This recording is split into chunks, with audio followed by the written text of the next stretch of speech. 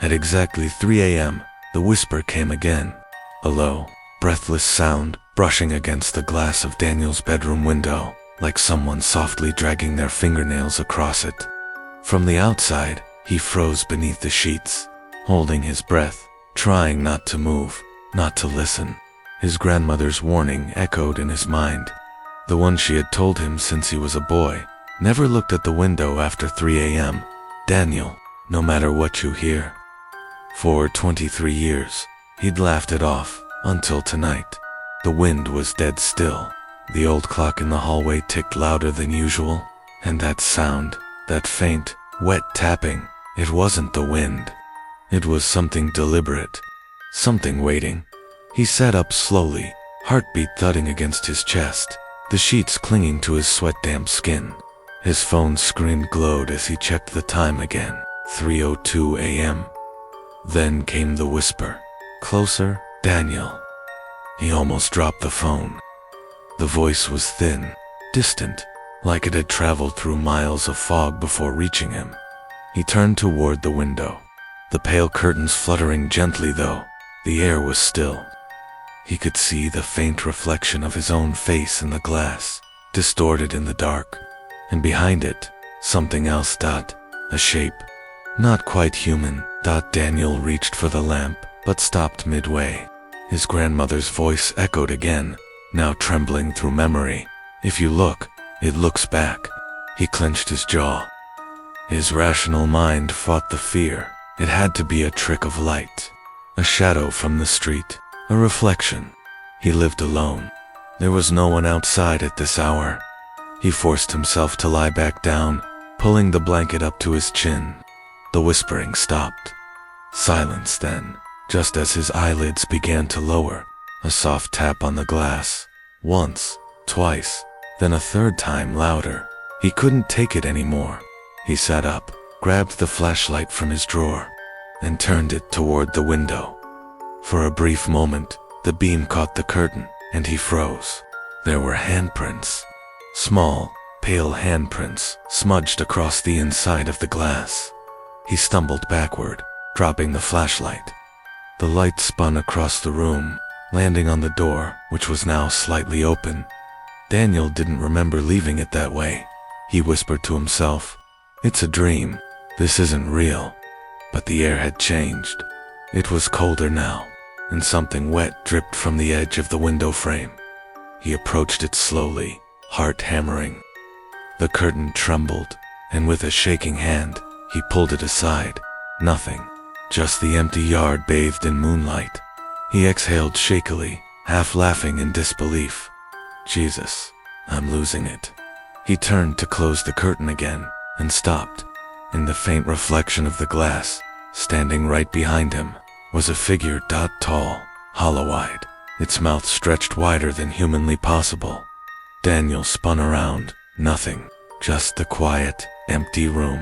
But the reflection still showed it, motionless, watching him through the glass. He stumbled backward, breathing ragged, whispering, "Don't look, don't look." But he already had. The reflection moved closer, even though he hadn't. Its cold, translucent hand pressed against the inside of the glass from his side.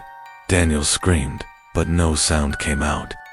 The figure's mouth opened wider, splitting across its face as the window began to rattle violently. The lights flickered. The clock stopped ticking. The curtain tore free as the window burst open, a freezing wind flooding the room. Papers flew. The door slammed shut. And through the chaos, he heard it again, that voice. Now inside his room, now you've seen me. Everything went silent when morning came. The police found Daniel's room in perfect order. The bed neatly made, the lamp on, the phone on the nightstand showing 3:03 a.m. Only one thing was off. The window was locked tightly from the inside, and on the glass, faint, foggy handprints pressed against it, from within. The next evening, Daniel refused to stay home. He'd spent the day convincing himself that what happened last night wasn't real, that maybe he'd dreamt it, or had a half-asleep hallucination. But the handprints on the glass stayed, no matter how many times he wiped them away. They reappeared faintly, like the residue of breath. By 8 p.m., he was sitting in his car outside a small diner on the edge of town, staring blankly into his untouched coffee. The waitress refilled his cup twice, gave him a worried look, and moved on without asking questions. He tried to call his grandmother, the only person who might understand, but her number went straight to voicemail. The sound of her voice on the recording, warm, calm, so certain, made his chest ache. "Remember, Daniel, don't look, no matter what you hear." It was almost 9:30 when he finally drove home. The street was quiet, the moon hanging low and pale above the rooftops. His house stood in that same heavy stillness it always did, but something about it felt wrong tonight. The shadows were thicker. The porch light flickered like it was struggling to stay alive. He hesitated before unlocking the door, taking one last look at the street behind him. Empty, but it felt like someone was watching him from somewhere, maybe from one of the darkened windows across the street. Inside, the house felt colder than it should. He tossed his keys on the counter and locked the door behind him. Every sound seemed amplified: the click of the lock, the creak of the floorboards, the faint hum of the refrigerator. He went straight to the window in his bedroom, telling himself he'd prove it was all in his head. No whispering, no tapping. The glass was clean, reflecting only his face and the dim lamp behind him. He smiled weakly. "See? Nothing." Then his reflection blinked. He hadn't. Daniel stumbled back, knocking over the lamp. The room fell into shadows. His pulse roared in his ears. Slowly, he raised his phone flashlight toward the window. The reflection was gone, just black glass staring back. The air turned icy. He could see his breath. Then, behind him, the floor creaked. A single, heavy step. He turned instantly, but there was no one there. The house was silent again. His phone buzzed in his hand, a notification, though he hadn't opened any app. The screen flashed with a text from an unknown number. 3 a.m., look again. The message vanished before he could blink. Daniel's mouth went dry. He stared at the phone, scrolling frantically through his messages. Nothing, no trace of it. His reflection on the dark screen showed his own pale, shaking face. He decided he'd had enough. He left the room, grabbed his jacket, and went to the living room couch. The plan was simple: stay awake till morning, no matter what. By 1:30 a.m., exhaustion won. His eyelids grew heavy, the TV's static buzz droning softly in the background. When he woke up again, the world was silent. Too silent. He checked his phone. 3:01 a.m. His stomach dropped. Something moved in the hallway, the soft drag of a bare foot across wooden floor. He held his breath. The sound came closer, then stopped, right outside the living room. "Daniel." The voice was lower this time, not a whisper, but a rasp, as if something old and dry was trying to speak through dust. He squeezed his eyes shut. "Don't look, don't look." But curiosity, that cruel human flaw, clawed at him. He turned his head, slowly, toward the hallway, and saw her, a woman standing at the end of the corridor, hair hanging over her face, body twisted at an unnatural angle. Her arms dangled limply at her sides, her fingers long and thin like wires. The light flickered, and for one brief second, she looked up. Her eyes glowed faintly red, the same color as the reflection in his window the night before. He scrambled to his feet, heart slamming against his ribs. She didn't move, but her mouth began to open, wider and wider, until her jaw cracked. "Look outside," she whispered. He shook his head violently. No, I'm not looking." The lights went out. Total darkness. He fumbled for his phone, but it slipped from his hands. The only sound was her voice, closer now, right behind him. "Look outside, Daniel." He felt cold fingers brush his shoulder. He screamed and spun around, flashlight bursting on. Empty room. The hall was vacant, no sign of anyone. His breath came in sharp bursts. He ran to the front door, unlocked it, and stepped outside into the freezing night air. The street was empty. No wind, no noise. But his window upstairs, his bedroom window, was open, and someone was standing in it. His blood ran cold. The figure looked just like him. Same shirt, same hair, same shape, only the eyes were wrong. They were hollow, black pits reflecting nothing. He backed away slowly, shaking his head. No. Then the reflection raised its hand and waved. Daniel turned and ran into the street. He didn't stop until he reached the diner again, gasping for breath under the streetlight. The place was closed, but the faint glow from the neon sign flickered red and white over the wet pavement. He stared at the reflection of himself in the diner window, tired, pale, terrified. Then it smiled, and he didn't. He stumbled back, falling to the ground as the reflection pressed its hand against the glass from the inside. The light above him flickered and went out completely. In the reflection, he saw the other version of himself whisper something. The words were clear. "Go home. It's waiting." He bolted.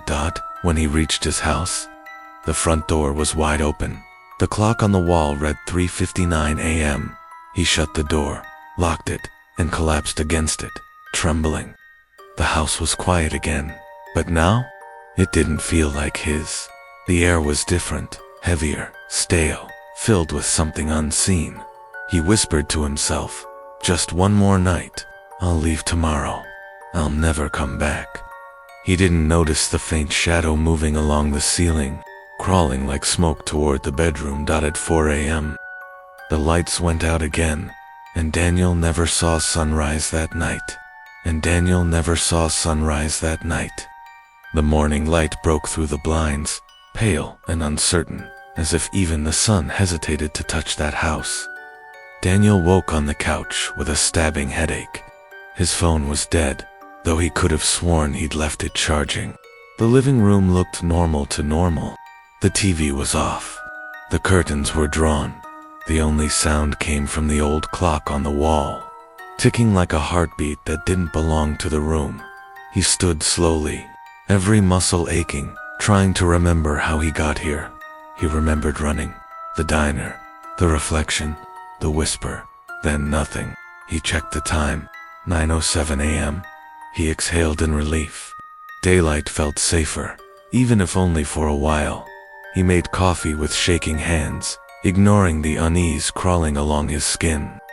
He needed to hear a voice, a real one. So he tried his grandmother again. Voicemail, again. He left a message, voice trembling. "Grandma, it's Daniel. I think something's wrong with the house. I don't know what I saw. Please call me back." The line clicked. Then a whisper slid through the speaker. "You shouldn't have looked." He dropped the phone. It clattered to the floor. Screen cracked. The kitchen lights flickered once and went out. The hum of the refrigerator died. Silence swallowed everything. Daniel backed away slowly, heart pounding in his throat. He grabbed his car keys and moved toward the front door, but it wouldn't open. The lock turned, the handle moved, yet the door stayed shut, as if something on the other side was holding it. He slammed his shoulder against it. No use. The windows, too, were sealed tight. He stood in the center of the room, chest heaving, whispering to himself, "It's just the power, just a short circuit. It's fine." But deep down, he knew it wasn't fine. Something had changed in the air. The house felt alive. He heard a faint creak above him, the sound of a footstep on the ceiling, then another. Slow, deliberate. He looked up. Dust fell from the ceiling vents like ash. He backed toward the kitchen, grabbed a knife from the drawer. His hands trembled so badly, he almost dropped it. "Who's there?" he called, voice cracking. No reply. Just another step closer now. He moved toward the hallway, eyes darting to the shadows stretching across the walls. Something flickered in his peripheral vision, a shape, a face, gone before he could focus. The old hallway mirror caught his reflection as he passed, only it wasn't quite his. His face was pale, lips slightly parted, eyes darker than they should be, and in the reflection, someone was standing behind him. He spun around empty hall, turned back to the mirror. The figure was closer now. Right over his shoulder it whispered through the glass, "Look at the window, Daniel." He stumbled backward, the mirror shattering as his shoulder hit the wall. Shards of glass scattered across the floor, each one reflecting a slightly different version of his face, eyes too black, mouths moving out of sync. He ran to the bedroom and slammed the door. He pushed a chair under the handle, breathing hard. His phone flickered back to life on the bed, dead battery seconds ago. Now glowing faintly, a message appeared on the screen, though there was no signal. "You looked. Now it looks through you." He felt something cold inside him at those words, not fear, not shock, but the terrible recognition that this wasn't new, that the thing had been with him longer than he knew. He thought of his grandmother again, of the stories she told about her old house, the one she burned down before he was born. She used to say it wasn't haunted by a ghost, but by a memory that learned how to see. Maybe that's what this was, a memory that wanted him to remember it. His phone buzzed again, another message. Go to the attic. He didn't want to. Every part of him screamed no, but the sound came again, footsteps, above, slow and heavy. He grabbed the flashlight and climbed the narrow stairs to the attic. Dust filled the air, thick enough to taste. The wooden boards groaned beneath his weight. At the top, the air was cold, colder than it should have been. In the center of the attic sat an old trunk he'd never seen before, covered in a thin layer of frost. He crouched beside it. The lock was old, rusted, but it opened easily, almost as if it had been waiting for him. Inside were photographs, dozens of them, of his house. Same walls, same rooms, same windows, but each picture showed a different time, a different person looking out from that same bedroom window. In one photo, a little girl stared from the glass with empty eyes. In another, an older man. In another, a woman with long hair hanging over her face. And in the last one, Daniel, standing by his window, taken from outside. His heart froze. He hadn't taken it. No one had. He turned the photo over. A handwritten note in faded ink read, "You always look." The floor creaked behind him. He turned slowly, flashlight shaking in his hand. At the far end of the attic stood the figure from the window, tall, hollow-eyed, skin stretched tight across its face.